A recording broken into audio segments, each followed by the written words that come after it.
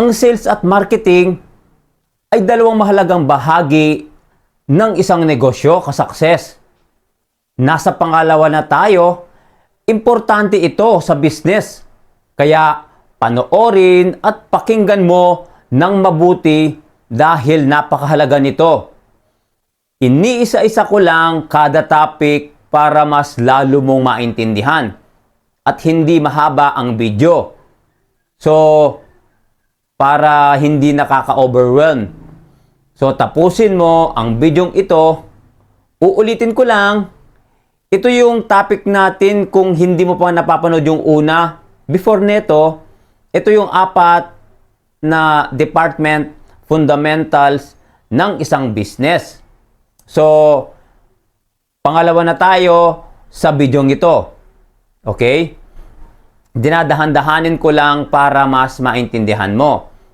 Guys, ito kasi yung dalawang nagtutulungan na mapalago at mapanatili ang kita ng negosyo. Okay, so sa marketing muna tayo. Ang marketing ay ang proseso na pagpapakilala at pagbebenta ng isang produkto o serbisyo.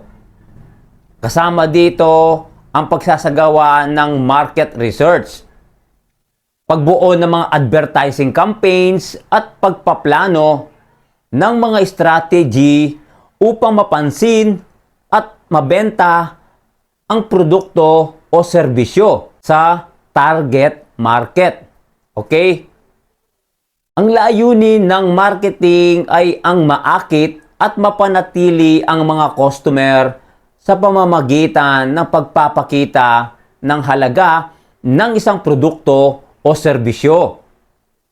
Sa kabilang banda, ang sales naman ay ang actual na proseso ng pagbebenta o ito ang yugto kung saan ang mga sales representatives o mga taga-benta ay nakikipag-ugnayan na diretso sa mga customer. Nagbibigay ng mga impormasyon tungkol sa mga produkto at nagsasagawa ng mga negosasyon upang makamit ang pagbenta. So, ang layunin ng sales ay ang makamit ang sales target at ang kumpanya o negosyo para mapanatili ang magandang relasyon sa mga customer. Sa kabuuan, kasukses, ang maayos na ugnayan at koordinasyon sa pagitan ng sales at marketing ay mahalaga upang magtagumpay ang isang negosyo. Ang mabuting marketing ay nagbubunga ng regular na leads at potensyal na customer. Samantalang ang mahusay na sales ay nagpapayabong ng actual na transaksyon. Kapag maayos na nagtutulungan itong dalawang to, mas mapadali ang pagpapalago ng isang negosyo at sa kanilang kita na maging matagumpay sa merkado. Kasukses, sana'y umabot ka sa dulo ng video na to dahil yung pangatlo natin na susunod na video ay ang human resource.